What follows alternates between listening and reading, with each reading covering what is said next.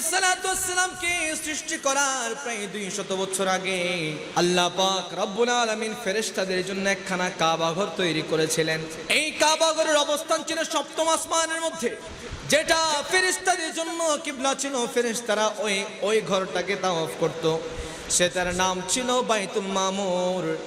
এই বাইতুল মামুরের মধ্যে ফেরেশতারা তাওয়াফ করত। কাবা ঘর সৃষ্টির প্রায় 200 বছর আগে এই ঘর তৈরি হয়েছে। হযরত আদম আলাইহিসসালামকে যখন সৃষ্টি করলেন জান্নাতের মধ্যে আছেন, সামান্য একটা ভুলের কারণে, একখানা নিষিদ্ধ ফল খাওয়ার কারণে আমার আদম আলাইহিসসালামকে দুনিয়ার জমিনে পাঠিয়ে দিলেন। জায়গাটা ছিল ওই শ্রীলঙ্কার মধ্যে একটা জায়গা। শ্রীলঙ্কার একটা পাহাড়ের মধ্যে আমার বাবা আদম আলাইহিসসালামকে সেখানে রাখলেন। বেহেশ থেকে দুনিয়ার জমিনের মধ্যে পাঠিয়ে দিলেন। এবার আদম আলাইহিসসালাম আল্লাহর দরবারে লজ্জিত হয়ে গেলেন, বারবার ফরিয়াদ করতে লাগলেন, আল্লাহ আমাকে ক্ষমা করে দেন, আমি বুঝতে পারি নাই, শয়তানের কুমন্ত্রণায় পড়ে।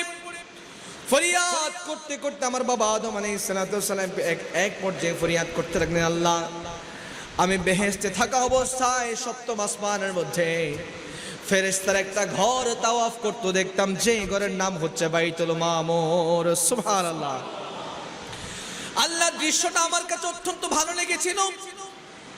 ফেরেশতারা যে বাইতুল মামুর ওই ঘরটা যে তাওয়াফ করত, আপনি আল্লাহর জিকির করত, আমি আদমের কাছে এই বিষয়টা অত্যন্ত ভালো লেগেছে। আল্লাহ ফরিয়াদ করছি, এমন একটা ঘর আপনি দুনিয়ার জমিনে বানাই দেন। সুবহানাল্লাহ। আল্লাহ বললেন, আদম তোমার কি এটা বেশি পছন্দ হয়েছে? বলে, হ্যাঁ রব্বে করিম, আমার বেশি পছন্দ হয়েছে। বলে, ইয়া রব্বে করিম, একটা এরকম একটা ঘর আপনি দুনিয়ার জমিনে বানাই দেন না। সুবহানাল্লাহ। আমার বাবা আদম আলাইহিসসালামের এই ফরিয়াদের কারণে রব্বে করিম দুনিয়ার জমিনের মধ্যে ওই বাইতুল মামুর যে স্থানের মধ্যে অবস্থিত, ঠিক সেই সীমানা বরাবর দুনিয়ার জমিনে আমার রব্বে করিম সৃষ্টি করে দিলেন কাবা শরীফ। সুবহানাল্লাহ। জিরহমতে কুন নজর বরহালে জারম या रसूल अल्लाह, गरीब में बेनवायम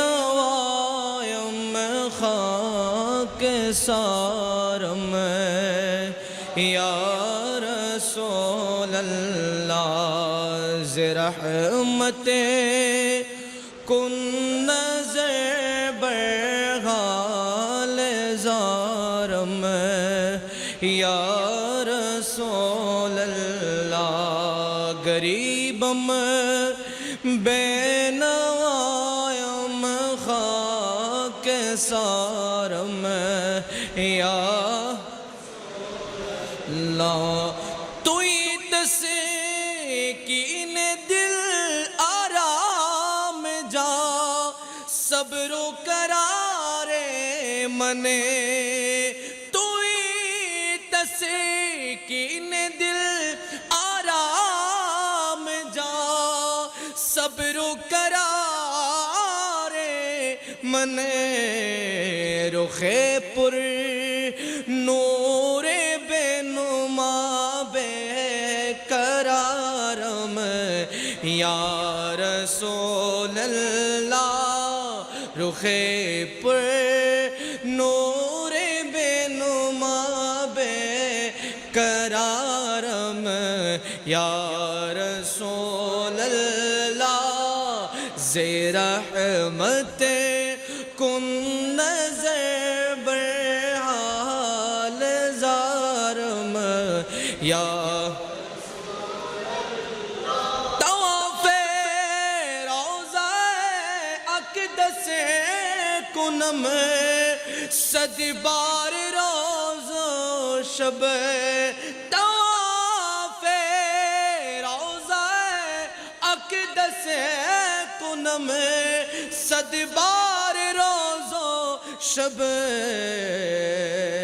हुज़ूरी कुनाता उम्मी दीवारम या रसूल ज़रहमते कुन नज़र या रसूल गरीबम बेनाम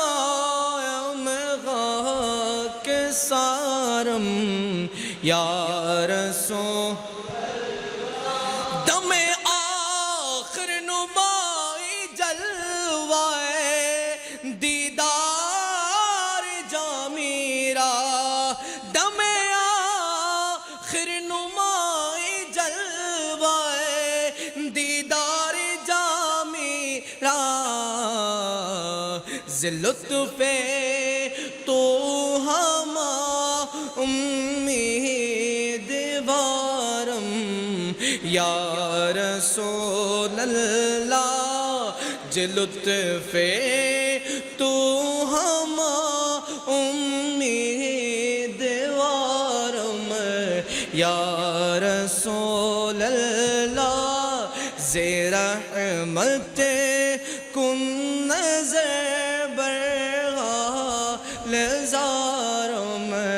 या रसूल गरीब में बेनवा यम खाक सरम या रसूल अल्लाह इन्ना अव्वल बैतिन वुदिअ लिन्नास लल्लज़ी बिवक्कत मुबारकन व हुदल लिल आलामीन। আল্লাহ বলতে লাগলেন পৃথিবীর জমিনের মধ্যে মানব জাতির জন্য সর্বশ্রেষ্ঠ সর্বপ্রথম ইবাদতের মূল কেন্দ্র মূল স্থাপিত ঘর হচ্ছে আল্লাহর ঘর কাবা শরীফ। সুবহানাল্লাহ।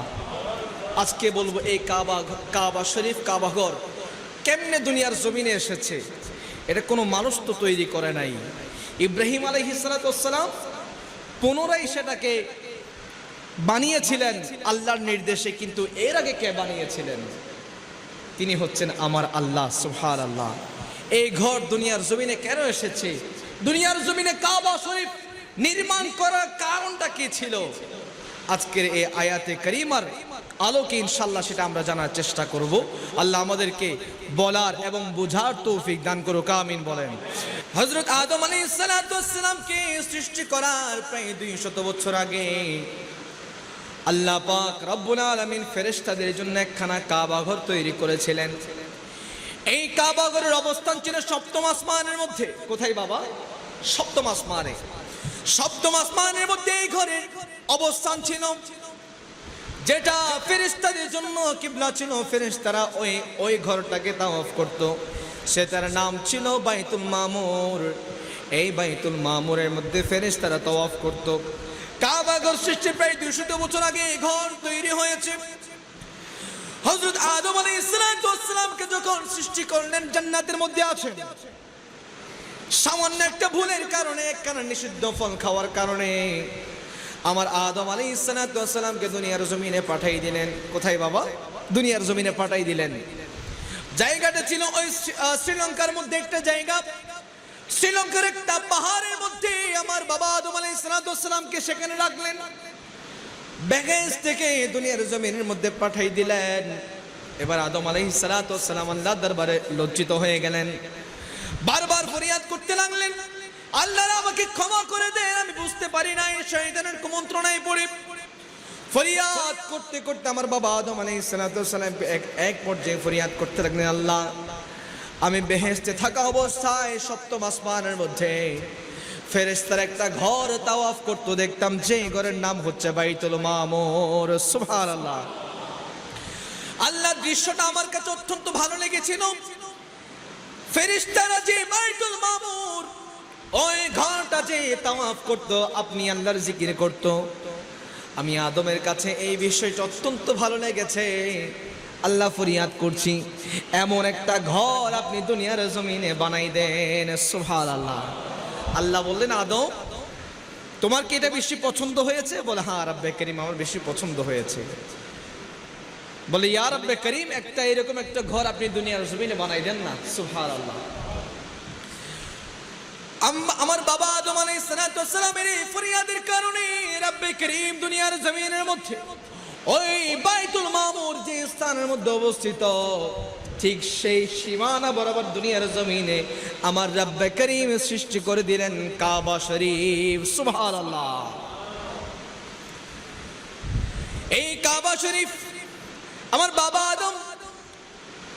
আদম আলাইহিস সালাম এই কাবা শরীফ পেলেন, আনন্দিত হয়ে গেলেন। কিতাবের মধ্যে আছে আমার বাবা আদম আলাইহিস সালাম এই ঘর প্রায় 55 বার তাওয়াফ করেছিলেন। সুবহানাল্লাহ। এবার প্রশ্ন, আল্লাহ ফেরেশতা সৃষ্টি করেছেন, খেয়াল করবেন বাবা, গভীর মনোযোগ। আল্লাহ ফেরেশতা সৃষ্টি করেছেন শুধুমাত্র আল্লাহর ইবাদত করার জন্য। আর কোনো কাজ আছে? ফেরেশতারা কি বিবাহ করেছেন? প্রমাণ আছে কোনো? ফেরেশতারা খাবার খেয়েছেন কোনো প্রমাণ আছে? কোনো নজির আছে? নাই। তাদেরকে শুধুমাত্র সৃষ্টি করা হয়েছিল আল্লাহর ইবাদত করার জন্য। আল্লাহ পাক রব্বুল আলামিন যখন মানুষ সৃষ্টি করবেন, দেখেন বাবা, আমরা যে একজন আরেকজনের সাথে পরামর্শ করি, এটা কোত্থেকে এসেছে? এটা হচ্ছে উত্তম একটা কাজ। আপনি যখন একজনের সাথে একটা বিষয়ে পরামর্শ করবেন, সঠিক ফয়সালা সেখান থেকে উঠে আসবে। এটা কোত্থেকে এসেছে খেয়াল করবেন। আমার আল্লাহ পাক রব্বুল আলামিন যখন মানুষ সৃষ্টি করার জন্য মনস্থির করলেন, সকল ফেরেশতাদেরকে আমন্ত্রণ জানালেন, সবাই উপস্থিত হলেন। এরে আমার ফেরেশতারা, শোনো শোনো, আমি দুনিয়ার জমিনের মধ্যে মানুষ সৃষ্টি করতে চাই। ফেরেশতারা বলতেন, ইয়া রাব্বে কারীম, আপনি মানুষ কেন সৃষ্টি করবেন? আমার রব্বে কারীম বলতে লাগলেন, আমি মানুষ এবং জিন জাতি সৃষ্টি করব শুধুমাত্র আমি রব্বে কারীমের ইবাদত করার জন্য। তখন ফেরেশতারা বলতে লাগলেন, রব্বে কারীম, আমরা তো ইবাদত করছি, আমরা তো সকাল সন্ধ্যা সব সময় আপনি আল্লাহর জিকিরের মধ্যে লিপ্ত, আপনি মানুষ সৃষ্টি করবেন না? কারণ তারা যখন দুনিয়ার জমিনের মধ্যে যাবে, তারা দাঙ্গা হাঙ্গামায় লিপ্ত হয়ে যাবে, খারাপ কাজের মধ্যে লিপ্ত হয়ে যাবে, এক ভাই আরেক ভাইয়ের সাথে মারামারিতে লিপ্ত হয়ে যাবে, রক্তক্ষরণ ঘটাবে, এমন খারাপ কাজের মধ্যে তারা লিপ্ত হয়ে যাবে।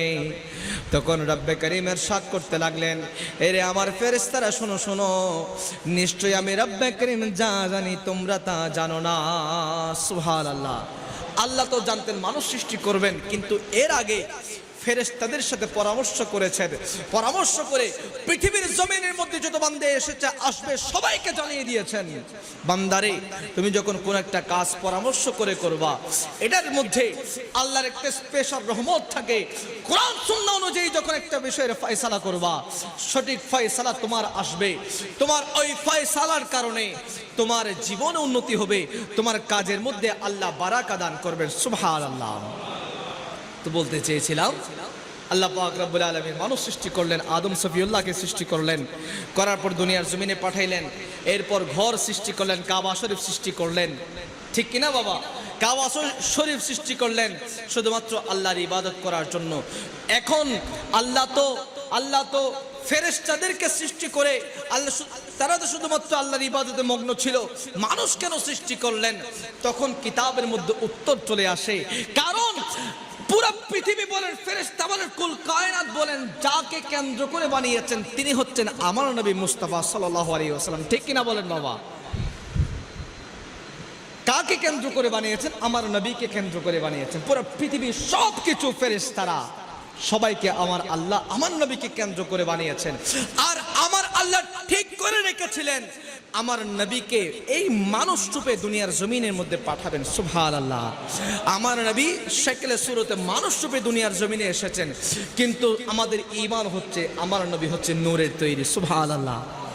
আমার আল্লাহ পাক রব্বুল আলামিন শুধুমাত্র আমার দয়ার নবীকে যে মানুষ রূপে দুনিয়ার জমিনে পাঠাবেন, এই জন্য মানুষ সৃষ্টি করেছেন। সুবহানাল্লাহ। আমার আল্লাহ পাক রব্বুল আলামিন কাবা ঘর সৃষ্টি করলেন। আমার আদম আলাইহিস সালাতু ওয়াস সালাম এই কাবা ঘর তাওয়াফ করলেন। কাবা ঘর তাওয়াফ করতে করতে 55 বার এই কাবা ঘর তাওয়াফ করেছিলেন। সুবহানাল্লাহ।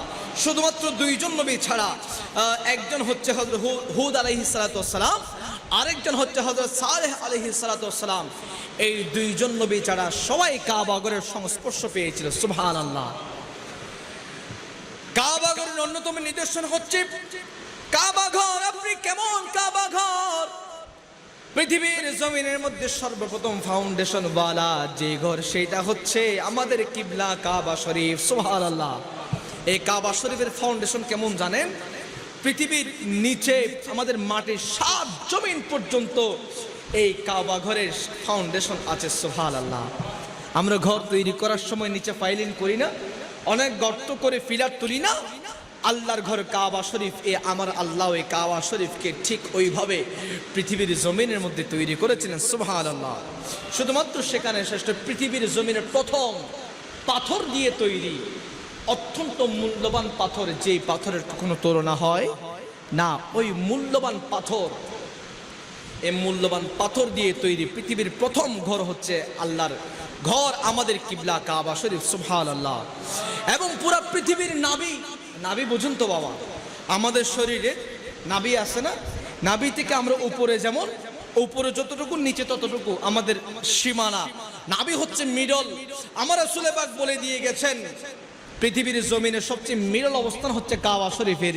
আর বর্তমান সময়ে আমার রাসূল তো ১৫০০ বছর আগে বলেছিলেন, বর্তমান সময়ে বিজ্ঞানীরা এটা প্রমাণ করেছে ১৫০০ বছর আগে নবী মুহাম্মদুর রাসূলুল্লাহ যেটা বলেছিলেন, বর্তমান সময়ে সেটা প্রমাণিত হয়েছে।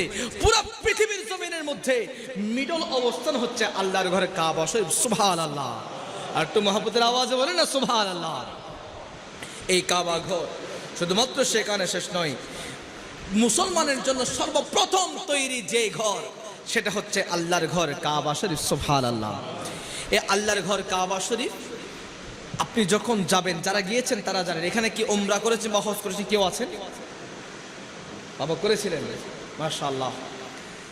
যারা গিয়েছেন তারা জানেন, সর্বপ্রথম যখন নজরু ইলাল কাবা, কাবা ঘরের দিকে যখন প্রথম চোখটা পড়ে, খোদা কি কসম, যারা গিয়েছেন তারা আমাদেরকে বর্ণনা করেছেন, প্রথম চোখটা যখন কাবা শরীফের দিকে পড়ে, আল্লাহু আকবার, সে যত বড় পাপী হোক না কেন, যত বড় কঠিন হৃদয়ের হোক না কেন, সাথে সাথে অন্তর গলে যায়, চোখ দিয়ে পানি ঝরতে থাকে। সুবহানাল্লাহ। এবং ওই নজরের মধ্যে, কিতাবের মধ্যে আছে, ওই আপনি যখন কাবা শরীফের দিকে তাকিয়েছেন, কাবা শরীফের দিকে প্রথম চোখ পড়ার পরে আল্লাহর দরবারে যখন দোয়া করবেন, এই দোয়াটা আল্লাহর দরবারে কবুল হয়ে যায়। সুবহানাল্লাহ। তাতে কোনো সন্দেহ নাই। আমাদের ওলি বুজুর্গ যারা আলেমগণ, ইমামগণ আছেন, তারা শিখিয়ে দিয়েছেন কিতাবের মাধ্যমে, বান্দা তুমি যখন কাবা শরীফে যাবা, তুমি যখন কাবায়ে মুআজ্জামা, মক্কায়ে মুআজ্জামায় যখন যাবা, কাবা শরীফ যখন প্রথম দেখবা, ওই প্রথম নজরের মধ্যে যেই দোয়াটা করবা, ওই দোয়া কবুল হয়ে যায়। বান্দা, এরা আমার অনুসারীরা, শোনো শোনো, ওই নজরের মধ্যে তুমি আল্লাহর দরবারে ফরিয়াদ করবা, আল্লাহ আমার এই সফরের মধ্যে যতদিন পর্যন্ত আমি মক্কা মদিনা আছি, যতদিন পর্যন্ত আমি মক্কা মদিনা আছি, আল্লাহ আমি যা দোয়া করি তাই কবুল করে নিও। সুবহানাল্লাহ। মানে 15 দিনের সফর, মক্কাও থাকবো মদিনাও থাকবো, প্রথম নজর কাবার দিকে। কিতাবের মধ্যে আছে, রাসূল পাকের হাদিসে মুবারাকাও আছে, ওই নজরের মধ্যে দোয়া করলে সব দোয়া কবুল হয়ে যায়। আল্লাহ রে, ওই নজরের মধ্যে দোয়া করলে তো দোয়া কবুল হয়ে যায়। এবং আমি যে সফরে এসেছি, আমি উমরা পালন করব, হজ পালন করব, এই সফরের মধ্যে আল্লাহ যা দোয়া করি সবগুলো তোমার দরবারে কবুল করে নিও। সুবহানাল্লাহ। এভাবে অনেক নবী রাসূল এই খানে কাবার সংস্পর্শ পেয়েছিল। সবাই পেয়েছিল, দুইজন নবী রাসূল ছাড়া, হযরত হুদ আলাইহিস সালাম এবং সালেহ আলাইহিস সালাম। এবং নির্দিষ্ট একটা সময় পার হলো, এরপর নূহ আলাইহিস সালামের দুনিয়ার জমিনে আগমন ঘটলো। সুবহানাল্লাহ। নূহ আলাইহিস সালামের উম্মতেরা অত্যন্ত ক্রিটিক্যাল টাইপের ছিলেন। নূহ আলাইহিস সালামের উম্মতেরা অত্যন্ত দুষ্ট প্রকৃতির ছিলেন। আমার নূহ আলাইহিস সালামকে অত্যন্ত কষ্ট দিয়েছিলেন। তিনি প্রায় 960 বছর ইসলামের দাওয়াত দিয়েছিলেন। তার উম্মতদেরকে ইসলামের এত বেশি দাওয়াত দিয়েছেন, দাওয়াত দিতে দিতে তিনি ক্লান্ত হয়ে গেলেন। মাত্র 40 জন পুরুষ এবং 40 জন মহিলা ইসলাম ধর্ম গ্রহণ করেছিলেন। নূহ আলাইহিস সালাম উনি হতাশ হয়ে গেলেন, রব্বে করিমের দরবারে ফরিয়াদ করলেন, আল্লাহ রে, তোমার দরবারে ফরিয়াদ করছি, আমার এই উম্মতিরা, আপনি আমাকে যাদের কওমে পাঠাইলেন, অত্যন্ত দুষ্ট প্রকৃতির মানুষ, অত্যন্ত দুষ্ট প্রকৃতির, তারা আমাকে অত্যন্ত কষ্ট দিয়েছে। আমি এত বেশি ইসলামের দাওয়াত দিলাম, তারা আমার দাওয়াত কবুল করে না, বরঞ্চ আমাকে কষ্ট দিয়েছে। আল্লাহ আপনি তাদেরকে মহাপ্লাবন দিয়ে ধ্বংস করে দেন। এরপরে তিনি আবার ফরিয়াদ করতে লাগলেন, আল্লাহ আমার সন্তান, সে তো আমার আহাল, আমার পরিবার, সে কি আমাদের অন্তর্ভুক্ত হবে কিনা? রব্বে কারীম পবিত্র কোরআনের মধ্যে তখন ইরশাদ করতে লাগলেন, আউযু বিল্লাহি মিনাশ শাইতানির রাজীম, বিসমিল্লাহির রহমানির রহিম। ওয়া নাদা নূহুর রাব্বাহু فقال ربي إن ابني من أهلي وإن وعدك الحق وأنت أحكم الحاكمين قال يا نوح إنه ليس من أهلك إنه عمل غير صالح فلا تسألني ما ليس لك به علم إني أعظك أن تكون من الجاهلين। আমার নূহ আলাইহিস সালাম তার সন্তানের বিষয়ে আল্লাহর দরবারে ফরিয়াদ করতে লাগলেন, আল্লাহ আমার এই সন্তান, সে তো আমার পরিবারভুক্ত, সে কি আমাদের দলে আছে কিনা? তখন রব্বে কারীম ইরশাদ করতে লাগলেন, এ আমার নূহ, শোনো শোনো, তোমার যে সন্তান সে তোমার পরিবারভুক্ত নয়, নিঃসন্দেহে তার কর্ম অনুপযুক্ত, তার কর্ম আমি রব্বে কারীমের কাছে গ্রহণযোগ্য নয়। কারণ নূহ আলাইহিস সালামের সে সন্তান ছিল দুভাষী টাইপের, পরিবারের মধ্যে আসলে তার বাবাকে বুঝ দিত। আবার নূহ আলাইহিস সালামের যে উম্মতেরা নূহ আলাইহিস সালামকে বেশি কষ্ট দিয়েছে, আবার ভেতরে ভেতরে তাদের সাথেও সম্পর্ক রাখতো। রব্বে কারীম বলে, যারা এরকম দুভাষী টাইপের থাকবে, যারা এইভাবে দুইমুখী টাইপের থাকবে, আপনার কাছে আসলে আপনার কাছে ভালো, আবার অন্য জনের কাছে আসলে তার কাছেও ভালো, তার কাছে আপনার বদনামে বোঝাবে, আপনার কাছে আসলে আবার তার বদনামে বোঝাবে, এমন কিছু মানুষ আমাদের সমাজে আছে না নাই? এই মহাপ্লাবনের পরে 2600 বছর পার হয়ে গেল। 2600 বছর পরে আমার আল্লাহ পাক রব্বুল আলামিন ইব্রাহিম আলাইহিস সালামকে নির্দেশ দিলেন, ইয়া আমার ইব্রাহিম, তোমার সন্তানকে নিয়ে আমার কাবা ঘর আবার তৈরি করবা। সুবহানাল্লাহ। ইব্রাহিম আলাইহিস সালাম আমার রব্বে কারীমের এই আদেশ পালন করার জন্য গেলেন। আল্লাহ বললেন, আল্লাহকে আমার ইব্রাহিম আলাইহিস সালাম বললেন, আল্লাহ আপনি তো আমাকে কাবা ঘর তৈরি করার জন্য বললেন, কিন্তু এই কাবা ঘর কোত্থেকে আমি করব? এই কাবা ঘরের সীমানাটা আমি কোথায় পাবো? আপনি তো আমাকে বললেন কাবা ঘর রিফারিং করার জন্য, আবার পুনরায় তৈরি করার জন্য বললেন। রব্বে কারীম, আমি এটা কোথায় পাবো? এই কাবা ঘরের সীমানা আমি কোথায় পাবো? ও রব্বে কারীম, একটু আমাকে বাতাই দেন। রব্বে কারীম বলেন, নূহ, ইব্রাহিম, ওগো আমার ইব্রাহিম, আমি তো তোমাকে তৈরি করার জন্য বলেছি, তোমাকে আমি আবার ওয়ালগুলো তৈরি করার জন্য বলেছি, সীমানা তো নির্ধারণ করে দেওয়া আমি আল্লাহর দায়িত্ব। সুবহানাল্লাহ। এরপরে জান্নাত থেকে একখানা মেঘ পাঠালেন, মেঘমালা পাঠালেন। ওই মেঘমালার ছায়া যে বরাবর ছিল, আমার আল্লাহ পাক রব্বুল আলামিন ইব্রাহিম আলাইহিস সালামকে বলতে লাগলেন, এরা আমার ইব্রাহিম, ওই মেঘমালার ছায়া যে স্থানের মধ্যে যাবে, ওই স্থান বরাবর তুমি আমার কাবা ঘরের সীমানাটা খুঁজে পাবা। সুবহানাল্লাহ। ঠিক জান্নাত থেকে একখানা মেঘমালা আসলো, আসার পরে ওই মেঘমালার সীমানা বরাবর যখন আমার ইব্রাহিম একটু যখন মাটি সরালেন, দেখতে পেলেন কাবা শরীফের পুরনো সেই নিদর্শনটা, পুরনো সেই সীমানাটা ভেসে উঠলো। সুবহানাল্লাহ। আর একটু মহব্বতের আওয়াজে বলেন না সুবহানাল্লাহ। বাকি আর বিশাল ইতিহাস আছে কাবা শরীফ নিয়ে, ইনশাআল্লাহ ধারাবাহিক আগামী 2 জুমার মধ্যে আমি এটা শেষ করার চেষ্টা করব। আল্লাহ আমাদের তৌফিক দিক। মহব্বতের আওয়াজে বলেন আমিন। আরেকটা বিষয় আমি বলতে চাই, আমার আল্লাহ পাক রব্বুল আলামিন, আমাদের ঈমান রাখতে হবে। আমার আল্লাহ পাক রব্বুল আলামিন এই যা কিছু সৃষ্টি করলেন পৃথিবীর জমিনে, কাবা ঘর বলেন, পৃথিবী বলেন, ফেরেশতা বলেন, পুরা 1,24,000 3,36,000 এত নবী রাসূল পাঠাইলেন। আমাদের ঈমান আছে, সবাই সবকিছু হচ্ছে শুধুমাত্র আমার নবীর ওসিলায় সৃষ্টি করেছে। সুবহানাল্লাহ। পবিত্র কোরআনের মধ্যে একখানা আয়াতে কারিমা নাজিল করেছেন, যে আয়াতে কারিমা হচ্ছে ওয়াজাদাকা দাল্লান ফাহাদা। আরে ওয়াজাদাকা দাল্লান ফাহাদা, এই আয়াতে কারিমার ওই যে সালাফিরা আছে না, ওই যে ঈমান চোররা আছে না, মুনাফিকরা আছে না, তারা এই আয়াতের তাফসীর করেছে আমার নবী নাকি পথভ্রষ্ট ছিল, সেখান থেকে নাকি আমার আল্লাহ তুলে নিয়েছেন। নাউজুবিল্লাহ। আটু মোহাম্মদের আওয়াজে বলেন না নাউজুবিল্লাহ। যে অমানুষের বাচ্চার ঈমান থাকে আমার নবী পথভ্রষ্ট ছিলেন, সে কখনো মুসলমান হতে পারে? কখনো মুসলমান হতে পারে?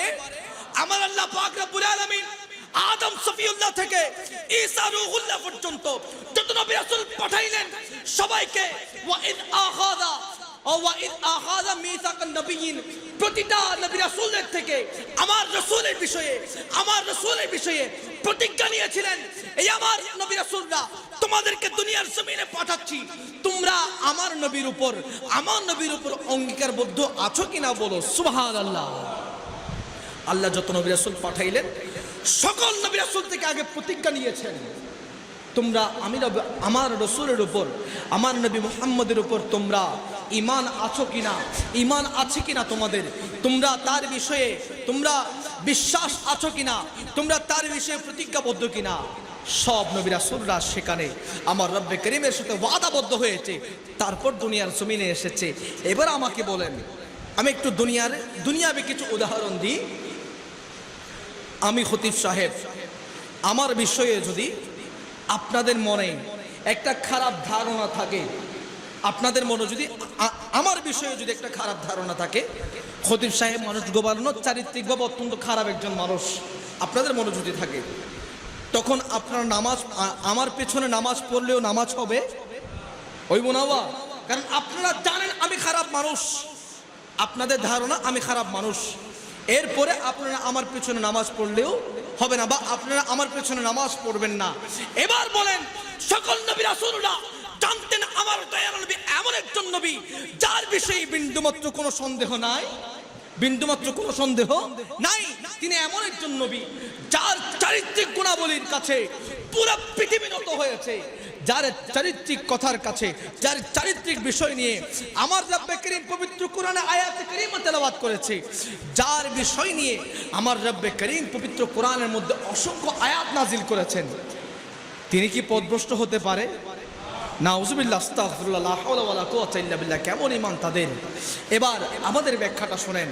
ওয়া ওয়াজাদাকা দাল্লান ফাহাদা, দাল্লান শব্দের অর্থ হচ্ছে একাকী। ওয়া ওয়াজাদাকা দাল্লান ফাহাদা, দাল্লান শব্দের অর্থ হচ্ছে বাবা একাকী। কারণ আমার রাসূল সাল্লাল্লাহু আলাইহি ওয়াসাল্লাম যখন মক্কা নগরীতে আসলেন, মক্কা নগরীতে আসার পরে সেখানে এমন একটা অবস্থা ছিল, পুরা আয়ামে জাহেলিয়া অন্ধকারাচ্ছন্ন যুগ ছিল, কেউ কাউকে মানতো না, সন্তান মায়ের সাথে জানা করত, মা সন্তানের সাথে জানা করত, অত্যন্ত খারাপ ছিল। ওই সময়ের মধ্যে তাদের একমাত্র ভোগ বস্তু হিসেবে মেয়েদেরকে ব্যবহার করা হতো, তাদের কাছে খারাপ কাজ করতো না এমন কোনো কাজ নাই, সব কাজ তারা করতো খারাপ কাজ। ওই কঠিন সময় আমার দয়াল নবী মক্কা নগরীতে তশরিফ আনলেন, আস্তে আস্তে বড় হতে লাগলেন, আশপাশের পরিবেশ ঠিক ছিল না। আমার দয়াল সবসময় একটু একাকী থাকতে পছন্দ করতেন, সব বন্ধুরা খেলাহেলায় ব্যস্ত, কিন্তু আমার দয়াল নবী সেখানে ছিল না, সবসময় আলাদা থাকতেন, চিন্তা করতেন এদেরকে কিভাবে পথভ্রষ্ট থেকে, খারাপ পথ থেকে ইসলামের প্রতি ফিরে আনা যায়। আমার দয়াল নবী সবসময় একাকে এইভাবে চিন্তা করতেন। তাফসীরের মধ্যে আছে এই একাকী থাকা থেকে আমার রব্বে করিম, আমার রাসূলুল্লাহ সাল্লাল্লাহু তাআলা আলাইহি ওয়াসাল্লামকে আমার রব্বে করিমের দিকে ফিরিয়ে এনেছেন। সুবহানাল্লাহ। এবং আরেক আয়াত, যারা আরবের মধ্যে আছেন, সৌদি আরবে আছেন, তারা জানেন যেই খেজুর গাছটা একা থাকে, আপনারা কি বিরক্ত হচ্ছেন? শেষ করে দিব, আর মাত্র 2 মিনিট। যে খেজুর গাছটা একা থাকে, ওই খেজুর গাছকে আরবিতে দলনান বলা হয়, অর্থাৎ সে একা সেজন্য। তাহলে এরা এত বড় ভুল ব্যাখ্যা করে আমাদের ঈমানটাকে কিভাবে নিয়ে নিচ্ছে দেখেন। এটা হচ্ছে তাদের প্ল্যান, আমার দয়ার নবীকে 40 বছর বয়স নবী হয়েছেন, সেরা তারাও জানে কথাটা কিন্তু ভুল, কথাটা তারা ইচ্ছা করে বলেছে। এবং তাদের এই কথাগুলো নিয়ে যারা নাস্তিক আছে না, নাস্তিকরা এই আহমক শায়েক নামে এই আহমকগুলোর বক্তব্যকে নাস্তিকরা পর্যন্ত সাপোর্ট করছে। এবার চিন্তা করেন, যার বক্তব্য নাস্তিকরা ফলো করতে করতে পারে, যার বক্তব্য নাস্তিকরা সাপোর্ট করতে পারে, সে কখনো মুসলমান হতে পারে? মুসলমান হতে পারে না। এগুলো হচ্ছে আমাদের ঈমান চোর। মুনাফিকরা আমার রাসূলের জামানায়ও ছিল, এখনো আছে না নাই বাবা? তখনও মুনাফিকগুলো দাড়ি টুপি জুব্বাওয়ালা ছিল, এখনো মুনাফিকগুলো দাড়িওয়ালা জুব্বাওয়ালা টুপিওয়ালা আছে, সবকিছু ঠিক আছে, কিন্তু তারা কৌশলে আমাদের ঈমানটা হরণ করছে। আল্লাহ আমাদের সবাইকে তাদের এই চক্রান্ত থেকে আমাদের মুসলমানদেরকে হেফাজত করুক, আমিন বলেন, এবং সঠিক বুঝটা আমাদের জেহেনে আনার তৌফিক দান করুক, আমিন বলেন।